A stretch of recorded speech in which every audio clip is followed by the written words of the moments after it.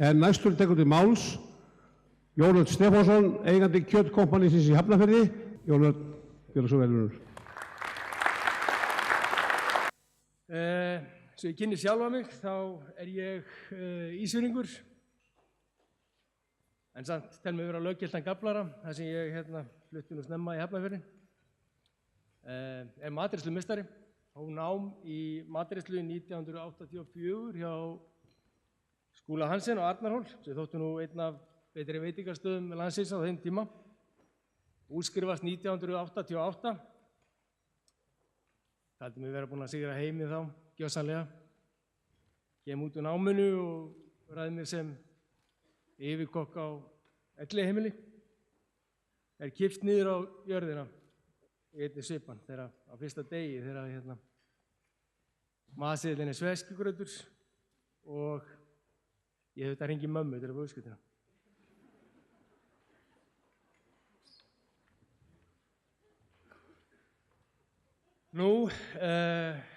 Kjötkompani, verslunin stofnuð 12. september 2009 í miður hruni. Margir héldu að ég væri gjörsamlega búinn að missa endanlega að fara út í það að stofna kjötbúð á þessum tíma. En þessi hugmynd, satt að segja, var búin að vera í maganum á mér í 4-5 ár. Konseptið var að mótast hægt og rólega. Ég hef sennilega verið hundleiðilegur með fjölskyldunni í utanlandsferðum. Það sem að ég stakk mér alltaf út og var með nefið inn í hverja einustu gúrmebúð og matvöruverslun sem ég sá og var að safna saman hugmyndum og þannig að þegar við fórum af stað þá var þetta tiltölulega gott þar sem að ég vissi nákvæmlega hvert ég vildi fara. Það var gat á markanum þarna 2009, sá ég algjörlega fyrir svona búð og algjörlega gott tækifæri til að gera íslenskum landbúnaðarafurðum hátt undir höfði. Við vorum að það 2,5 vil ég meina bak við borðið til að byrja með, ég og Halli, kjötstjóri minn sem er búinn að vera með mér frá byrjun ásamt aðstoðarmanni og strax frá fyrsta degi fundum við fyrir miklu meðbyr sem við sáum svo skemmtilega sáum svo glögglega með fastakúnum sem voru farnir að koma vikulega inn til okkar. Fyrirtækið hefur óx og dafnaði og árið 2013 þá opnum við stór eldhús á Bæjarhrauni 10 í Hafnarfirði. Förum þar í 450 fermetra stór eldhús sem að mínu viti er nauðsynlegur stuðningur við svona verslun eins og við erum með. Þetta jók fjölbreytni okkar til muna og gaf okkur gríðarlega stækkunarmöguleika. Auk þess sem að veisluþjónustan okkar sem að við rekum samlega búðinni gjörsamlega þurfti á þess að halda og hefur blómstrað. Síðasta ár hjá okkur hefur verið ansi annarsamt, verð ég að segja. Við opnuðum núna í nóvember á Grandagari 29, nýja verslun og okkur fannst það svona frekar eðlilegt þar sem að grunnstóðir fyrirtækisins voru orðnar það öflugar að það var tiltölulega auðvelt að opna svona litla einingu. Þetta bæta við og einnig núna í nóvember á síðasta ári þá opnuðum við einnig kjötvinnslu í 330 fermetra húsnæði á Bæjarhrauni 24 í Hafnarfirði. Það bara vegna þess að umfangið í kjöti hjá okkur var orðið það mikið að við töldum okkur þurfa á kjötvinnslu við hlið búðarinnar. Bara til að gefa ykkur einhver dæmi hvað við erum að sýsla, þá getum við tekið bara eins og einn vörulið hjá okkur sem eru lambahryggir. Það rúlla svona 40 tonn yfir þröskuldinu okkur árlega. Það var orðið svolítið erfitt að ná því í gegnum 200 fermetra húsnæði sem er búðin. 2018, við erum bara fullir bjartsýni og Lýst bara hrikalega vel á það ár sem framöndan. Hugmyndafræðina bak við stofnun Kjötkompani, sem við komum aðeins inn á það, var einfaldlega að búa til eina bestu kjötverslun landsins og þó víða væri litað. Verslun sem í rauninni var með svolítið heildarkonsept fyrir viðskiptavini.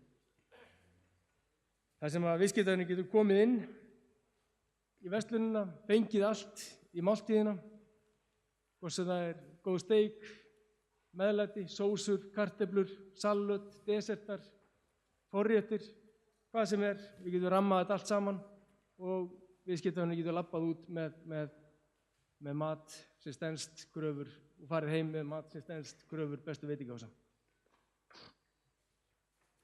Okkur langaði að gera hlutina svolítið öðruvísi, hrista aðeins upp í markanum þegar við förum af stað.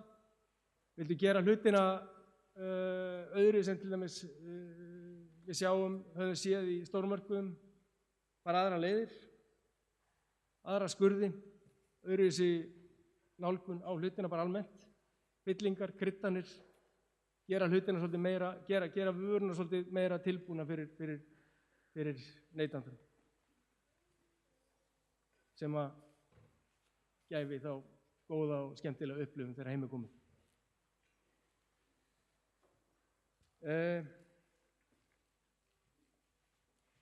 Við leggjum mikið upp úr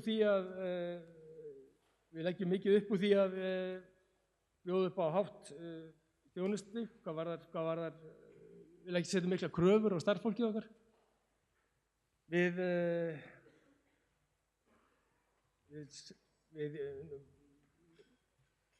elskum til dæmis að við segjum frá vörunni, við leggjum mikið upp úr því að informera kúnnan hvaðan kjötið og hvaða vöðva viðskiptavinir að kaupa og svo framvegis.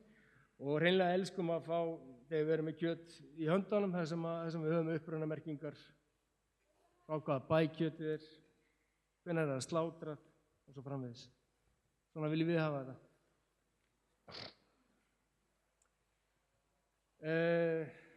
Hvað varðar þjónustig, þá erum við líka leggjum mikið upp úr eldunar leiðbeiningum á okkar starfsfólk og bara svona og notum heimasíður og myndbönd mikið og mér langar svona aðeins að setja ykkur inn í það sem við erum að gera í sambandi við eldunar leiðbeiningar og annað til viðskiptavinar. Þetta tekur 2 mínútur.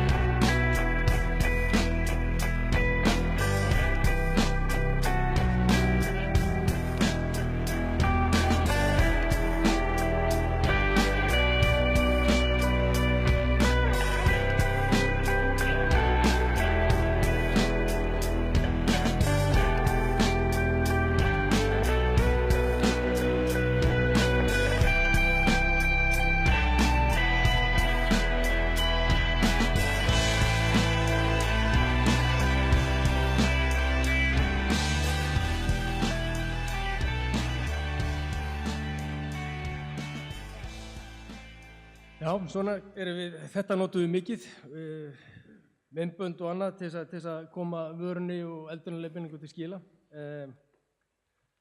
Veisluþjónustan okkar, hún skipar ansi stóra rullu í okkar verslun og er mjög ört stækkandi og spilar ofboðslega stóra rullu í okkur í vöruþróun.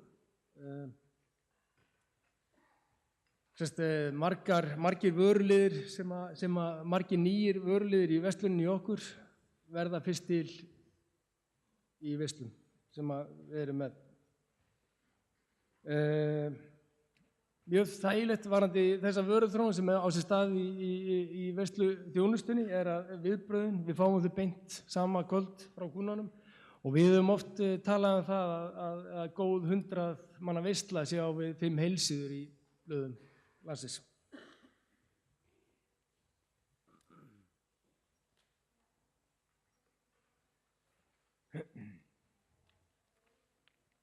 Við eigum landbúnaðarafurðir í hæsta gæðaflokki, það er ekki spurning og varðandi lambakjötið okkar, ef við byrjum þar, þá ætla ég bara að setja punktið þar, það er besta lambakjöt í heimi og það er bara ekki spurning, það er ekki að ræða það. Nautakjötið okkar er frábært, en okkur vantar stöðugleika þar.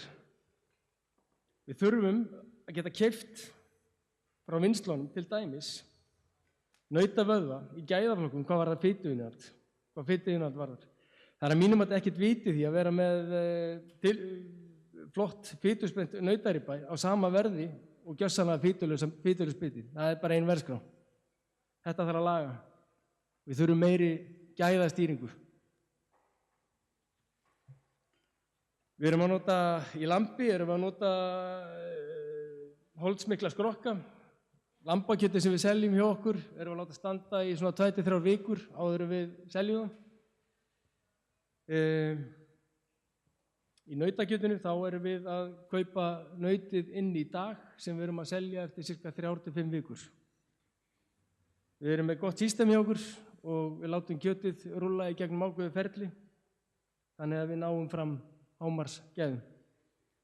Við erum daglega á eftir fitusprengdu kjöti og já, við erum dagstæðilega og erum við á eftir fitusprengdu kjöti.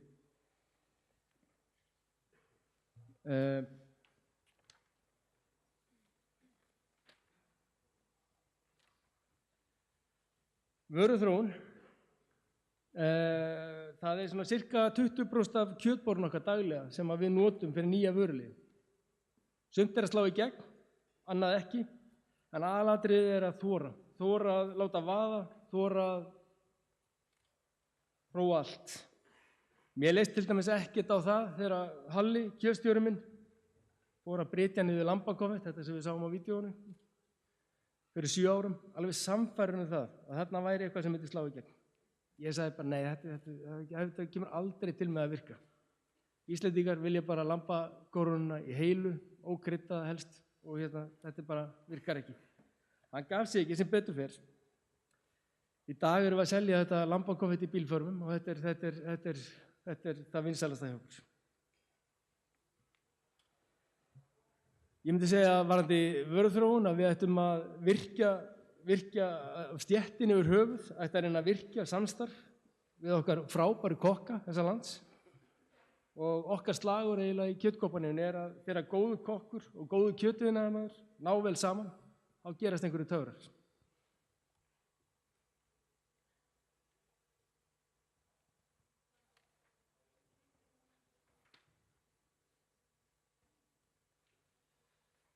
Dæmi vel heppnaða vöru í vöruþróun sem kallar á aðra, þá bara langar mér að segja ykkur söguna því að þegar að lambakofið títtnefnda, að það er að seljast það vel að það skapaði ójafnvægi hjá okkur og það komið vandamál.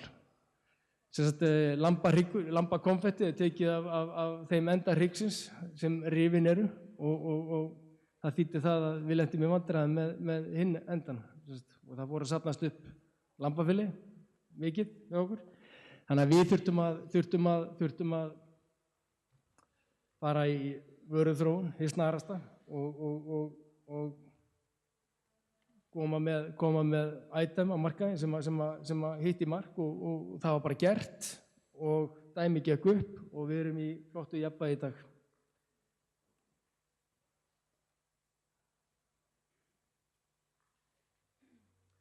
Varðandi okkar vöruþróun þá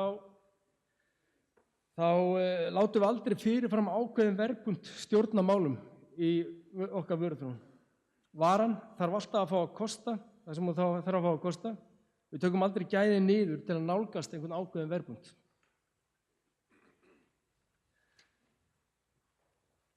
Varðandi vöruþróun og breytt neyslumynstur þá höfum við kannski verið að taka eftir í, svo kannski alþjóð síðustu ár að neyslumynstur þjóðarinnar hefur verið að breytast mjög mikið og svona nærtækasta dæmi fyrir okkur til dæmis bara Wellington-steikin sem við erum kannski að vera svolítið þekktir fyrir.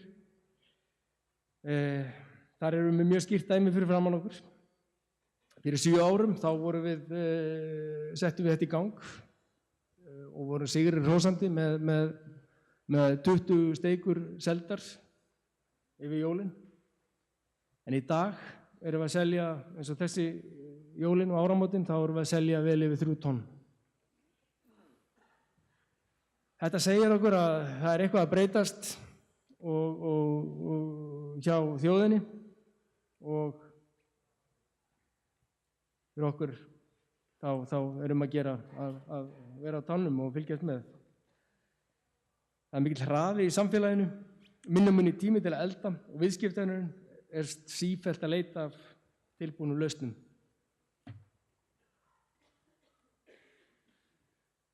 Mér langar aðeins að koma inn á skemmtilega vöruþróun sem við erum í gangi á Ítalíu.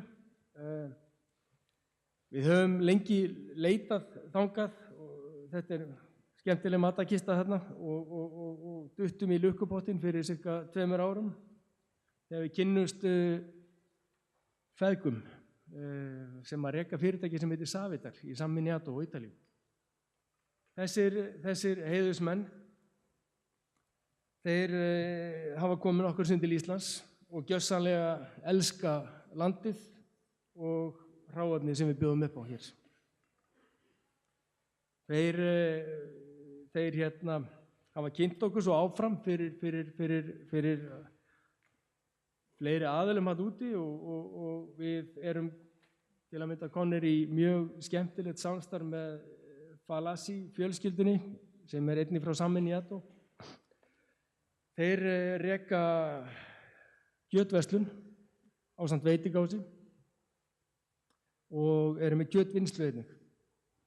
Og ég fór og kíkti þarna á síðasta ári og ég verð að segja þetta fór langt fram úr væntingum, þessi kjötvinnsla sem ég fekk að skoða hjá.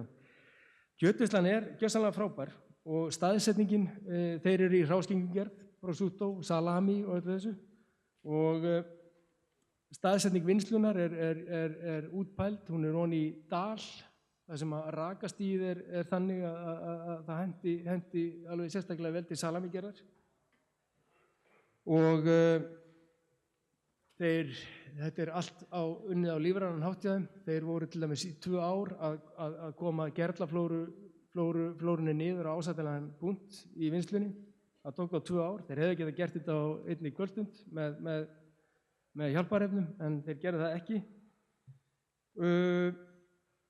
Það er gaman að segja frá því að við erum í vöruþróunarverkefni með þeim og þessa stundina eru íslensk lambalæri að rúlla hringinn í vinnslunni hjá þeim í sama hring og ítalska prosciutto, hráskyngan og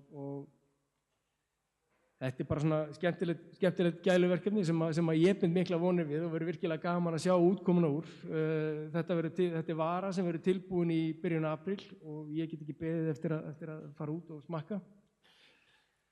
Mér finnst einhvern veginn eins og við Íslendingar, við eigum þetta frábæra kjöt, mér finnst einhvern veginn eins og við verðum að fara einhverja svona leiðir, búa til einhverja vörur. Við erum með fullt af túristum það er vöntun á einhverju nýjungum inn á markaðinn þarna.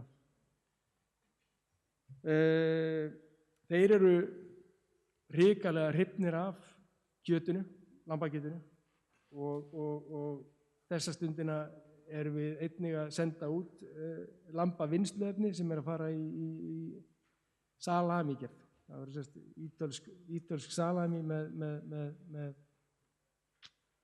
íslensku kjöti, íslensku lambakjöti. Mjög forvitnilegt. Við erum áfram hérna á Ítalíu. Þeir kynntu okkur fyrir Fabri, fjölskyldufyrirtæki sem að fjórði ættliður er að reka í dag. Þeir framleiða lífrænt pasta og virkilega áhugavert. Þetta erum við erum að vinna aðeins með þessum aðilum og við erum með einu flottasta ólífuolíuframleiðanda í Toskana sem að Ginevra og fjölskylda sem er að rækta lífrænt ræktaða ólífuolíu. Ég fullyrði eins og besta því ég hef smakkað hingað til. Og síðast en ekki síst þá hefur þetta Ítalíu-ævintýri okkar komið því við að við hefum kynnst honum Michael Mancini sem er yfirkokkur á hóteli sem að Buffon, landsliðsmarkmaður Ítala, á. Hann er æsku vinur hans líka og þessi strákur er alveg hrikalega flottur kokkur.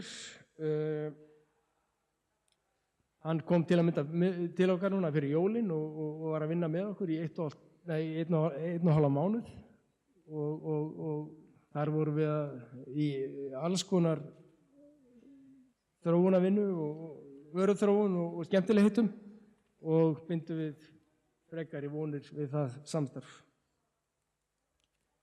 Fullt í farvatninu, við skulum bara sjá til. Varandi framtíðin á Íslandi í tilbúnum réttum, þá er ég sammála Þórarni í því sem hann var að tala þar og ég vil meina að við séum bara rétt aðeins að sjá toppinn á ísjakanum í hvað var það tilbúna rétti. Það er gaman að vera þáttakandi í þróun á tilbúnum réttum inn á markaðinn. Vöxturinn, hann verður gríðarlegur á næstu árum. Og til að mynda erum við með 9 vöruliði í gangi, bæði í okkar búðum og svo líka í Krónunni, ásamt 5 tegundum af tilbúnum sósum, ásamt súpum og köldum sósum og fleira. Þetta er áhugavert verkefni og sjálfsögðu erum við með íslensku kjötsúpuna hérna og ungversku gúlasúpuna sem að sjálfsögðu við notum íslenskt flott hráefni. Ég er einnig sammála á honum Þórarinn varðandi skyndibitann. Við erum með ca. 2 milljónir túrista sem að rúlla hérna hringveginn á hverju ári. Akkur ekki að nota meira af lambakjöti, lambahambúrgarar, lambasteikasónleika. Þið eru að fara að smakka þetta hérna allt á eftir. Þetta verður mjög forvitnilegt. Þetta er bara spurning að þessir aðilar sem að koma að þessum rekstri víðsvegar á landið, þeir verða bara að horfa út fyrir kassan og koma með eitthvað nýtt og skemmtilegt. Það er þess að koma inn á þjálfun og menntun, kjötiðnin í landinu. Ég veist, hún hefur ekki verið á góðum stað hérna síðustu árin. Það er mjög mikilvægt, myndi ég segja, að námið verði gert meira aðlaðandi. Ég held að kjötiðnaðarstéttin ætti að horfa meira til kokkastéttarinnar og reyna að ná einhverju samvinnu þar. Það þarf að auka fjölbreytni og ástríðu og mín skoðun er sú að kjötbúðirnar ætti að spila mjög stóra rullu þar. Þar er handverkið í gangi, þar erum við að gera pylsur á gamla mátann og alls ekki gleyma þessari frábæru tengingu sem að við í kjötbúðunum höfum beint við kúnnum. Ég myndi vilja bara sjá bara landið, ríkisstjórn þessa lands og alla bara spila sóknarbolta þegar kemur að þessum málum. Ég var ekki ánægður, mér finnst það ekki skynsamlegt. Það sem kom fram með þessu hjá síðustu ríkisstjórn, þeir áttu að draga saman seglinu 20%. Ég veist frekar að við erum að spila sóknarbolta finna markaði, hugsa jákvætt. Mín lokaorð í dag eru bara sömu og við höfum í kjötkompani dagsdaglega. Gerum betur en í dag en í gær. Takk fyrir mig.